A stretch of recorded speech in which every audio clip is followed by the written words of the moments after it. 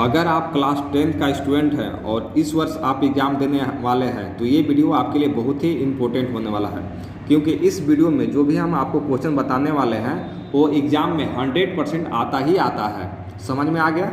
इसलिए आप इस क्वेश्चन को लास्ट तक देखें और पूरा समझने का प्रयास करें। तो देखिए, क्वेश्चन है, दर्शाइए कि एक धनात्मक विषम पूर्णांक 4q+1 या 4q+3 के रूप का होता है जहां q एक पूर्णांक है। समझ में आ गया? ये क्वेश्चन बनाने से पहले हम थोड़ा सा आपको बेसिक नॉलेज दे देते हैं ताकि क्वेश्चन बनाने में आपको कोई भी प्रॉब्लम ना हो। तो देखिए, सपोज कीजिए 2/3 है ना, तो इसको भागा देना है तो 2 एकम 2 बचेगा, शेषफल कितना? 1 बचेगा, यही ना होगा। ये जो 2 है इसको बोला जाता है b, और यहाँ पे जो भी रहेगा उसको बोला जाता है a, और यहाँ जो भी मिलेगा उसको बोला जाता है q, और यहाँ जो भी मिलेगा शेषफल उसको बोला जाता है r। समझ में आ गया? तो देखिए, अगर 3 को लेके आना है हमको इसी में, तो कैसे आएगा? ये 2 गुने 1 करना पड़ेगा, यानी 2 गुने 1, और प्लस में क्या जोड़ना पड़ेगा? ये 1, यानी शेषफल जोड़ना पड़ेगा। समझ में आ गया? तो इसको जब सॉल्व कीजिएगा 2 एकम 2 और प्लस 1 3, तो 3 नहीं आ जाएगा, यहाँ पे आ जाएगा ना। इसी प्रकार अगर हमको a लेके आना है तो a बराबर क्या हो जाएगा? b और q होगा, b q और प्लस ये वाला जुटेगा r। समझ में आ गया ना? यही चीज़ ना यहाँ पे ये लिखा हुआ है, तो यही होता है यूक्लिड विभाजन एल्गोरिथम। समझ में आ गया? आप एक बात और याद रखिए। क्या याद रखना है? कि जब भी r का जो मान होगा, r का जो मान होगा या तो 0 होगा या तो 0 से बड़ा होगा, लेकिन किससे छोटा होगा? b से हमेशा छोटा होगा। समझ में आ गया? मतलब कि ये जो r होगा 0 से बड़ा होगा, 0 से बड़ा होगा या तो 0 के बराबर होगा r, लेकिन b से हमेशा r छोटा रहेगा। मतलब यहाँ जो वैल्यू रहेगा ना, उससे जो भी रिमाइंडर आएगा यानी शेषफल आएगा वो हमेशा छोटा ही रहता है, याद रखिएगा। इससे आपको क्या समझ में आया? यही समझ में आया कि a बराबर bq+r होता है, लेकिन जो 0 से बड़ा होना चाहिए या तो बराबर होना चाहिए r, या तो b से छोटा होना चाहिए, ये कंडीशन है। समझ में आ गया? तो यही फार्मूला से हम इसको सॉल्व करने वाले हैं। तो देखिए, सबसे पहले आप यहाँ पे क्या लिखिएगा कि मान लिया कि a, ये जो a है, a मान लिया कि a कोई धनात्मक विषम पूर्णांक है। आप ऐसे सबसे पहले लिख लीजिएगा। समझ में आ गया? अब यहाँ पे क्या लिखेंगे? लगाएंगे फार्मूला यूक्लिड विभाजन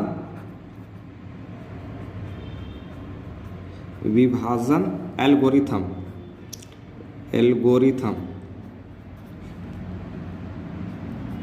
ये क्या होता है? ये होता है a बराबर bq+r, इसको मान लीजिए 1 समीकरण, और कंडीशन में क्या होता है कि 0 से बड़ा होना चाहिए या तो बराबर होना चाहिए r, लेकिन जो r का जो मान होगा वो b से छोटा होगा, मतलब कि इसमें b बड़ा होगा। ये इसका कंडीशन है। तो देखिए, q के बगल में जो होता है b होता है, तो यहाँ पे b बराबर मेरा कितना है? q के बगल में देखिए क्या है? 4, तो यहाँ लिखेंगे 4। b बराबर कितना लिख लेंगे? 4। और देखिए r बराबर आपको निकालना है, तो r कैसे निकलेगा? देखिए, इसमें देखिए r कहाँ होता है? यहाँ पे होता है bq+r, ये देखिए r है, तो आपका r यहाँ होगा, यही ना है r। तो r कितना है? 0 से लेकर कितना लेंगे? 3 तक। हमेशा ही आप याद रखिएगा 0 से ही लेना है, 0 से लेकर जितना आपको क्वेश्चन में दिया रहेगा उतना ही ले लीजिएगा। तो 0 से कितना लेंगे? 3 तक। तो यहाँ लिखेंगे 0 1 2 और 3। समझ में आ गया यहाँ तक? अब आगे देखिए, अब यहाँ पे कुछ नहीं करना है, बस सॉल्व हो गया। यहाँ पे लिखेंगे जब r बराबर 0 ना, किस में रख रहे हैं? समीकरण 1 में। समीकरण 1 में रखने पर तो देखिए समीकरण एक कहाँ है, यहाँ पे देखिए यही ना है। तो ए बराबर बी क्यू प्लस आर, ए का ए लेकिन बी की जगह पर कितना है 4, तो यहाँ लिखेंगे 4 और क्यू का क्यू प्लस आर की जगह पर कितना है 0, पहले कितना लिए हैं 0, तो यहाँ लिख लेंगे 0। तो क्या मिलेगा ए बराबर 4 क्यू, 0 लिख के भी क्या करेंगे इसलिए छोड़ देंगे 0 को। अब ये देखिए ये सम है, ये क्या है सम है, यहाँ पे लिख लेंगे सम पूर्णांक, सम पूर्णांक। ये कैसे सम है तो देखिए यहाँ पे है ना a बराबर 4q ना, तो a का a 4, q की जगह पर कुछ भी वैल्यू रखिए वो समय आएगा। मान लीजिए 1 रख रहे हैं तो a बराबर कितना मिलेगा 4 मिलेगा, लेकिन अगर q की जगह पर 2 रखेंगे, यहाँ पे 2 रखेंगे तब वो समय मिलेगा 4 दूना 8 मिलेगा, 3 रखेंगे तब वो समय मिलेगा 4 तिहाई 12 मिलेगा, देख रहे हैं मिल रहा है ना। 5 रखिए विषम संख्या तब वो समय मिलेगा 5 का 20, मतलब कोई भी संख्या q पर रखेंगे तो समय हो जाएगा, इसलिए ये क्या है सम पूर्णांक है। अब आगे देखिए, अब रखेंगे यहाँ पे जब r बराबर कितना रख रहे हैं, अब 2 1 रखेंगे, r बराबर 1, तो यहाँ लिखेंगे r बराबर 1, समीकरण किस में रखेंगे 1 में रखने पर।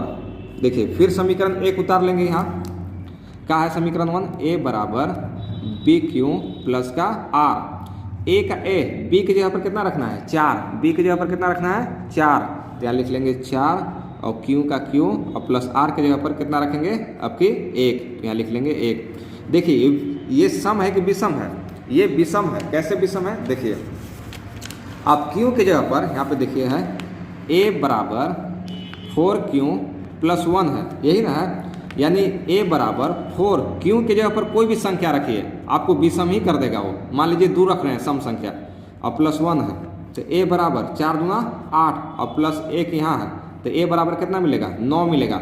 मतलब q की जगह पर कोई भी संख्या रखिए वो क्या कर देगा आपको विषम ही कर देगा, इसलिए ये क्या है विषम है। ये क्या है विषम है। अगर ऐसे नहीं समझ में आएगा तो ऐसे देखिएगा, लास्ट में कितना है 1 है, तो ये कौन संख्या होता है विषम, तो इसलिए हो जाएगा ये विषम। तो यहाँ लिख लेंगे विषम पूर्णांक, क्या लिख लेंगे विषम पूर्णांक। फिर लिखेंगे यहाँ पे अब की रखेंगे जब r बराबर कितना रखेंगे, अब की रखेंगे 2, कितना रखेंगे 2, r बराबर 2, समीकरण 1 में रखने पर। समझ में आ गया। तो समीकरण 1 क्या है, a बराबर बी क्यू प्लस r है, तो a का a b की जगह पर कितना रखना है 4 और q का q प्लस r की जगह पर कितना रखेंगे 2, हो गया सम पूर्णांक। क्या हो जाएगा सम पूर्णांक, क्या हो जाएगा सम पूर्णांक, क्या है कि यहाँ पे सम है और q की जगह पर कोई भी वैल्यू रखिए वो सम में कर देगा। आप यहाँ से देखिएगा ये सम है कि विषम, अगर सम है तो सम पूर्णांक होगा, अगर विषम है तो विषम पूर्णांक होगा। देखिए यहाँ से देखिएगा आप, अगर लास्ट में 2 है यानी सम है तो सम पूर्णांक, लास्ट में अगर विषम है तो विषम पूर्णांक। याद हो गया। अब देखिए रखना है जब r बराबर कितना रखेंगे 3, किस में रखेंगे समीकरण 1 में रखने पर। देखिए तो एक का है a बराबर B Q plus r, a का a b की जगह पर कितना रखना है 4, q का q r की जगह पर कितना रखेंगे 3, तो ये कौन सा हो गया विषम हो गया, क्या कि लास्ट में 3 है, तो यहाँ लिखेंगे विषम पूर्णांक। अब यहाँ पे देखिए, अब यहाँ पे देखिए जो प्रूफ करने के लिए दिया था, दर्शाइए कि एक धनात्मक विषम पूर्णांक 4q प्लस 1 या 4q प्लस 3 के रूप में होता है। तो आप यहाँ से लिखिएगा, यहाँ से पूरा लिख लीजिए यहाँ तक, आपका आंसर हो गया। समझ में आ गया। तो यही वाला हम यहाँ पे लिख दे रहे हैं, यहाँ पे लिख लेंगे नीचे, यहाँ पे लिख लेंगे नीचे, अतः एक धनात्मक विषम पूर्णांक 4q प्लस 1 या 4q प्लस 3 के रूप का होता है। आपको कौन सा लेना है, केवल विषम पूर्णांक लेना है। तो देखिए विषम पूर्णांक में एगो यही बनाना है, एक ये है और यहाँ पे देखिए एक ये है, तो यही दोनों लिख दिए हैं यहाँ और यहाँ। नहीं तो आप क्वेश्चन से भी लिख सकते हैं, यहाँ देखिए क्वेश्चन में तो दिया हुआ है, यहाँ तक, यहाँ से लेकर यहाँ तक लिख लीजिए। हो गया आंसर आपका।